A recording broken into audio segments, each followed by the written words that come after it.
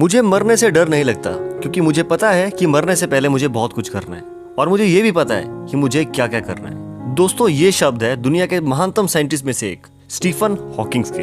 पूरी body paralyse होने के बाद भी जो दुनिया के सबसे महानतम साइंटिस्ट बने और सिर्फ एक व्हील चेयर पर बैठे बैठे स्पीच सिंथेसाइजर की मदद से 3 बुक्स लिख डाली, कई खोजें कर डाली। 16 साल की उम्र में एक पुराने लैंडलाइन फोन और एक वॉल क्लॉक की मदद से एक कंप्यूटर बना डाला जिनका ब्लैक होल थ्योरी और बिग बैंग थ्योरी को दुनिया को समझाने में सबसे बड़ा हाथ है, जिन्होंने कॉस्मोलॉजी को एक नई दिशा दी। मोटर न्यूरॉन जैसी खतरनाक बीमारी के बाद भी कॉस्मोस को जानने में सबसे बड़ा कंट्रीब्यूशन अगर किसी इंसान का रहा है तो वो स्टीफन हॉकिंग्स का ही रहा है। दोस्तों, हॉकिंग्स का जन्म इंग्लैंड में 8 जनवरी 1942 को मिस्टर फ्रैंक और मिसिस आइजाबेल के घर पर हुआ था। उनका बचपन ऑक्सफोर्ड सिटी में गुजरा और जब वो 11 साल के हुए तब उनकी फैमिली सेंट एल्बेंस में शिफ्ट हो गई। उन्होंने ऑक्सफोर्ड यूनिवर्सिटी से फिजिक्स में अपनी ग्रेजुएशन कंप्लीट की और फिर कैम्ब्रिज यूनिवर्सिटी से ही मैथ्स एंड कॉस्मोलॉजी में पीएचडी भी कंप्लीट की।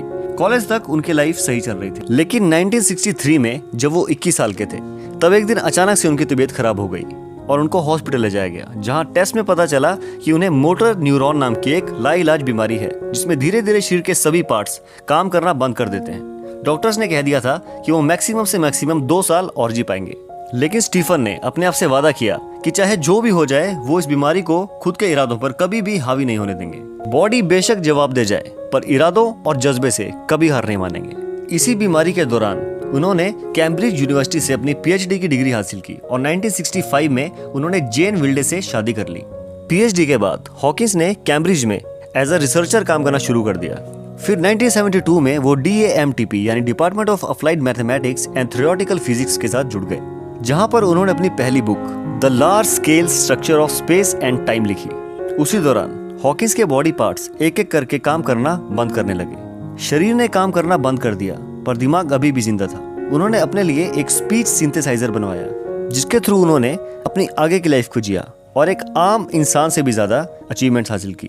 1974 में हॉकिंस ने ब्लैक होल थ्योरी के बारे में बताया, जिसे बाद में हॉकिंस रेडिएशन थ्योरी के नाम से जाना गया। उसी साल यानी 1974 में हॉकिंस को ब्रिटेन की रॉयल सोसाइटी का सबसे कम उम्र का मेंबर भी चुन लिया गया। 1977 में ही उन्होंने DAMTP में प्रोफेसर के तौर पर ज्वाइन किया। 1979 में उन्हें कैम्ब्रिज यूनिवर्सिटी में एज अ मैथ्स कॉजिशियन प्रोफेसर चुना गया, जो कि एक बहुत बड़ी पोस्ट मानी जाती थी, जिस पर उन्होंने 2006 तक काम किया। 1979 में उन्हें साइंस में उनके कंट्रीब्यूशन के लिए एल्बर्ट आइंस्टाइन अवार्ड से सम्मानित किया गया।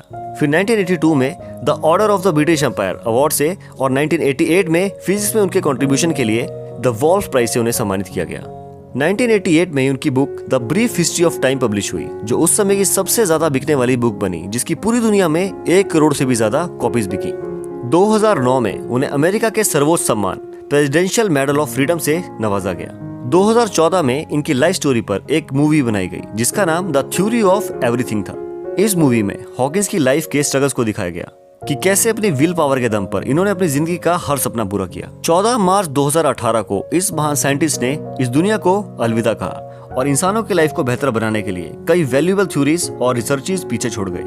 उन्हें अपने पूरे करियर के दौरान सैकड़ों अवार्ड मिले, जिसके वो एक्चुअल में हकदार भी थे। स्टीफन ने अपनी लाइफ के 53 साल व्हील चेयर पर गुजारे, लेकिन उस व्हील चेयर ने जिंदगी की रफ्तार में उन्हें कभी भी नॉर्मल इंसानों से स्लो नहीं किया, बल्कि वो किसी भी नॉर्मल और हेल्दी इंसान से हमेशा 10 गुना आगे रहे। और मैं तो ये तक कहूंगा दोस्तों कि अगर हम उन्हें एक सुपर ह्यूमन कहें तो ये गलत नहीं होगा। और स्टीफन हॉकिंस भी कहते थे कि इंसान की बुद्धि का कोई अंत नहीं होता। अगर आप इसे पॉजिटिव तरीके से यूज करें तो दुनिया में बदलाव लाना कोई बड़ी बात नहीं। इच्छा शक्ति के दम पर कुछ भी हासिल किया जा सकता है। डिपेंड ये करता है कि आपकी इच्छा शक्ति की पावर कितनी है। वीडियो अच्छा लगा दोस्तों तो प्लीज लाइक कीजिएगा। हमारा हौसला बढ़ाने के लिए चैनल को सब्सक्राइब कीजिएगा। जल्दी मिलेंगे एक और अच्छे वीडियो के साथ, तब तक के लिए शबा खैर दोस्तों।